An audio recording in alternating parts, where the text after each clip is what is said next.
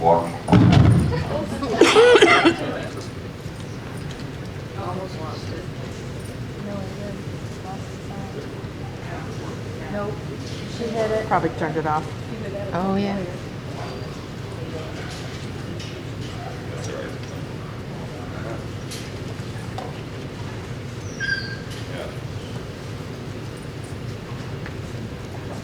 Yeah. L. Out. No. 2 words you want to leave. No and leave it. Leave it all in the car. Okay.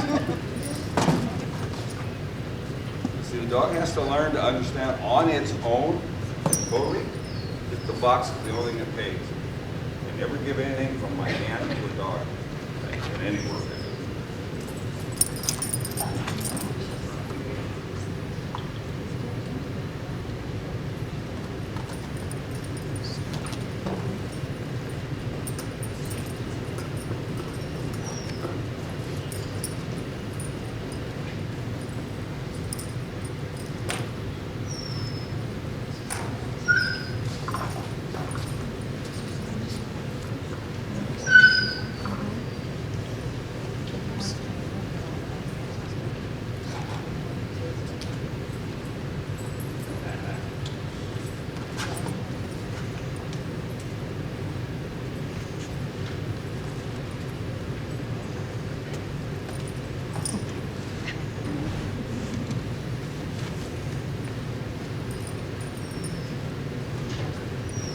See how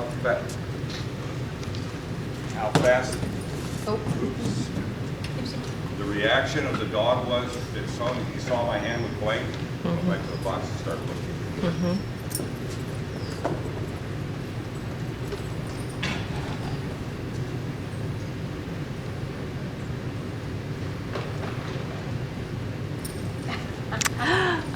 Jeez. You can smell it. You can smell that. Hot dog in that box.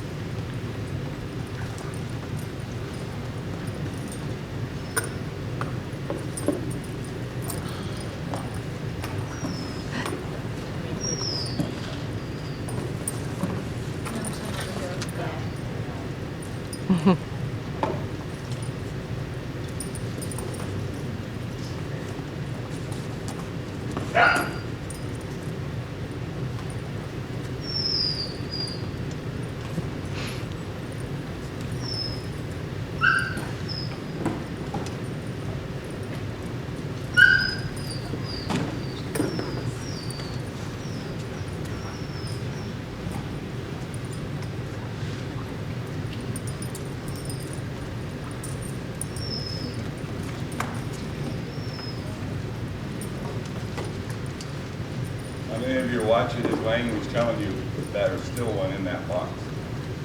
And you say, because there's something here.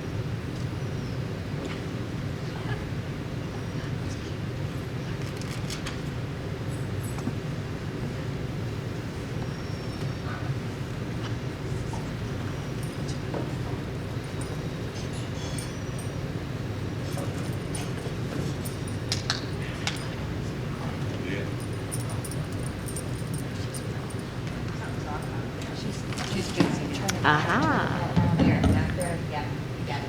It's back on. How did that work? She turned it off and turned it back on to reset it. Ah, okay, I guess it resets itself. Now, watch how this dog is communicating. All that work you saw a minute ago. Now you got that one. He says, "Okay, are you happy now? You gonna put me another one out here?" That's what he's telling me. So you can see, and that's why I said patience is your key. Don't look for a performance. Just enjoy the view of what you get to see the dog do, because he is not doing anything in the performance world. They think in their survival side that they do need to do certain tricks for us to be happy.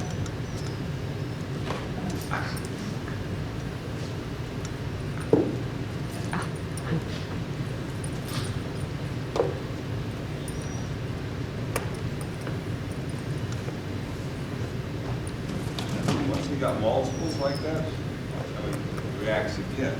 Everything I enjoy doing now is doing something to the dog to stimulate something, one thing, and then watch how they deal with it, and how they work with it, and what it achieves. Because the only thing I've ever been interested in doing once I started learning how to be more successful with my dogs and stuff is communication.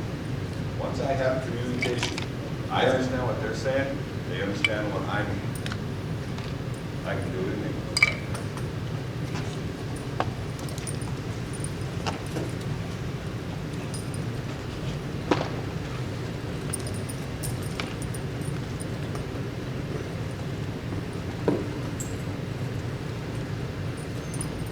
Mm.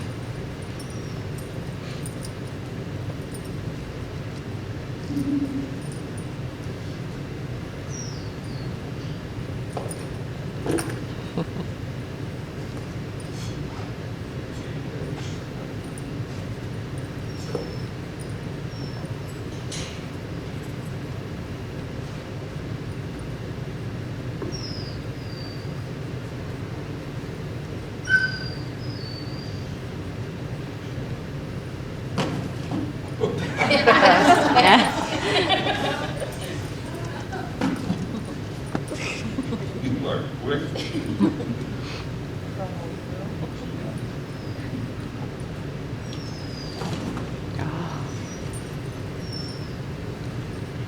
Now, as active as you were seeing the dog a minute ago, and pushing in that sense, you would expect me to toss that box around like, you see it, not that active with the box.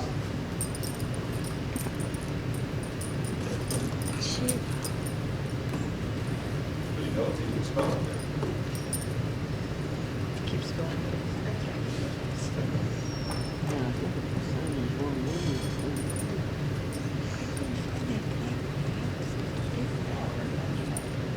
Open. Finally, come back and say, well, good, it's the only game in town. He has to make a decision now how to do it. While you're seeing all this is what you're seeing in the dog's true personality of how sedacious with before. He's just all over the place. So he's getting more that way, but then also now you'll see one, the tenacity, and two, sometimes you'll see a communication in the dog. He says, I know where it is, I've tried everything else. Do you want me to open this box, or are you going to open it for me?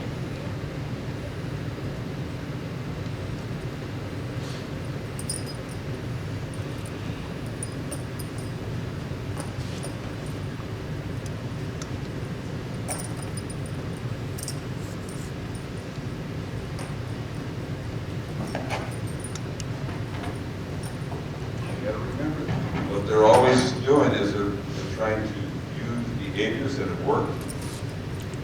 See, before, when he'd go around, he'd go to this box or that box, that gave me a chance to put the other right there. He's now trying to use that behavior again, hoping if he keeps checking boxes, that gives me time to put one in. Those are one there. You see that.